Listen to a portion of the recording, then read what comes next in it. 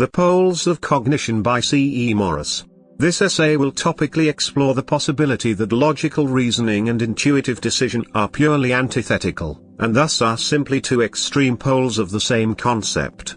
We can call this concept cognition, the cognitive machinery, the active mind, or stream of consciousness. At any rate, the cognitive faculties involved in the use of intuition cannot exist in a cognitive environment where logic and reason reside, just as hot cannot reside within cold. This essay will also briefly discuss the role of absurdity in deconstructing logic and reason so that the faculties of the intuitive mind, such as non-local perception, may be easier developed and utilized. As a Hermetist, this author applies various principles of Hermeticism to subjects and theories that they realize. The Hermetic principle of polarity maintains that there exists only one kind of anything, and the dualities we perceive as separate are just polar opposites of that one thing, and between the poles exist varying degrees of gradation.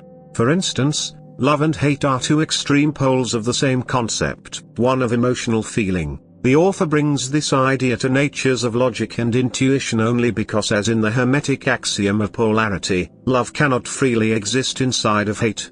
Though there can be gradations of love and hate, like and dislike, etc., an object may at first be hot, then cool down later, but the extremes of the two poles cannot exist singularly. The author submits that intuition and logic also share this condition. It is commonly known to any practitioner of psi, ESP, or various forms of remote viewing, that there is a consensus between every successful community. That consensus is that logic, reasoning and analysis destroys the efficacy of non-local perception, and increases analytical overlay and mental noise.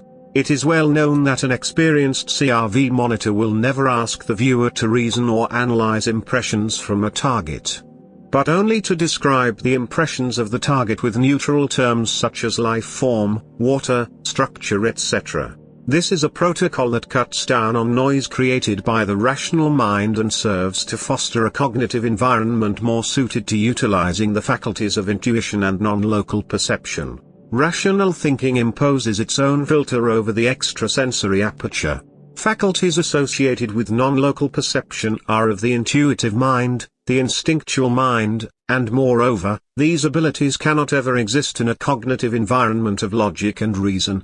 Just as hot cannot exist inside of cold, there are a variety of methods to decrease mental noise which differ from community to community. A possible solution is one this author calls rational bypass, that is, using absurdity to polarize a mental state away from logic and reason, thus bypassing the rational scrutiny of the logical mind. The rational bypass protocol will be one of the main subjects of this channel and will constitute many of the papers posted here.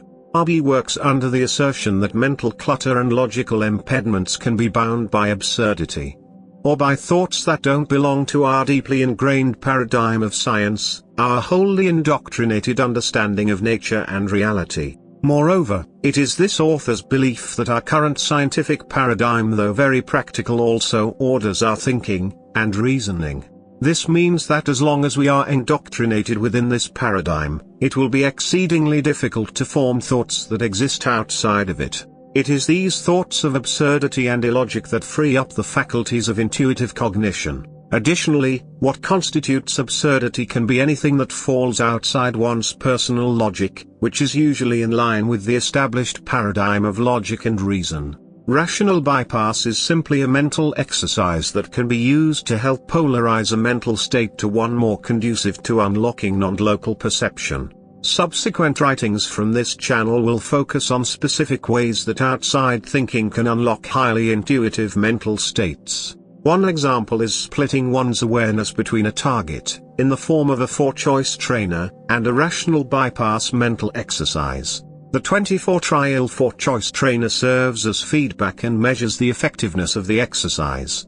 To summarize, the author maintains that the reason logical thought and analysis stop non-local perception rests with the fact that these two concepts of cognition are polar opposites and cannot exist together. The abilities of non-local perception require a cognitive environment that is devoid of logic. This author submits that an alternative method to handling the signal-to-noise ratio issue is to polarize the cognitive environment with rational bypassing, that is, using thoughts of absurdity to sidestep logical reasoning, and polarize the mental space toward intuition, as to unlock the faculties associated with non-local perception. Essay by C. E. Morris for the Anomalous Cognition YouTube channel. Please like and subscribe to help get this channel underway.